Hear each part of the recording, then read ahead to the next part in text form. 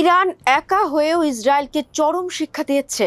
এতদিন শুধু জেনেছে ইসরায়েল অবকাঠামোগত ক্ষতির মুখে পড়েছিল, কিন্তু এবার এমন এক তথ্য সামনে এলো, তাতে ইসরায়েলের তো 12টা বাজিয়ে ছেড়েছে ইসলামী বিপ্লবী দেশটির তরুণ তুর্কিরা। দর্শক, মিসাইল পাঠিয়ে ইসরায়েলের হৃদয়ে কাঁপিয়ে দিয়েছে ইরান। সেই ভয়ে তাদের হাঁটুতে কাঁপন ধরার অবস্থা হয়েছিল।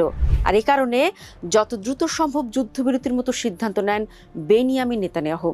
তবে তাতেই কি সব সমাধান হয়ে গেল? না দর্শক, সম্মুখ সারির যুদ্ধের বাইরেও ইসরায়েলকে ঘোল খাইয়ে ছেড়েছে তেহরান। রয়টার্সের তথ্য বলছে, গত 28 ফেব্রুয়ারি ইরানে আমেরিকা ইসরায়েলের যৌথ অভিযান শুরুর পর গত 4 মাসে ইসরায়েলে প্রায় 4800 বার সাইবার হামলা করেছে ইরানি হ্যাকাররা। সম্প্রতি এক সাক্ষাৎকারে তথ্য জানিয়েছেন ইসরায়েলের সাইবার নিরাপত্তা কর্তৃপক্ষ ন্যাশনাল সাইবার ডিরেক্টরেটের পরিচালক ইয়োসি কারাদি। দর্শক, জার্মান দৈনিক দাই ওয়েল্টকে দেওয়া সেই সাক্ষাৎকারটি সোমবার প্রকাশিত হয়েছে।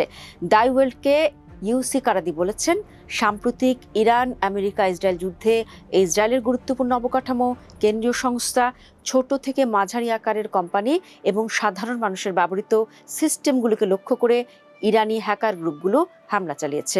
ইরানি মাস্টার মাইন্ডের ছোবলে রীতিমতো বেকায়দায় ইসরায়েলের প্রতিষ্ঠানগুলো। রয়টার্সের প্রতিবেদনে বলা হয়েছে, অনেক ইসরায়েলি কোম্পানি তাদের কম্পিউটারে সংরক্ষিত প্রায় সব গুরুত্বপূর্ণ তথ্য হারিয়ে ফেলেছে। তবে গুরুত্বপূর্ণ অবকাঠামোগুলোর ওয়েবসাইট লক্ষ্য করে যেসব হামলা হয়েছিল সেগুলো ঠেকানোর দাবি করেছে সেই সংস্থার প্রধান। দর্শক, 2025 সালে জুনে যখন ইরানে অভিযান শুরু করেছিল ইসরায়েল, সে সময় প্রথমবার ইরানিরা ইসরায়েলের সরকারি বিভিন্ন গুরুত্বপূর্ণ ওয়েবসাইট ও সাইবার স্পেসে হামলা চালানো শুরু করে।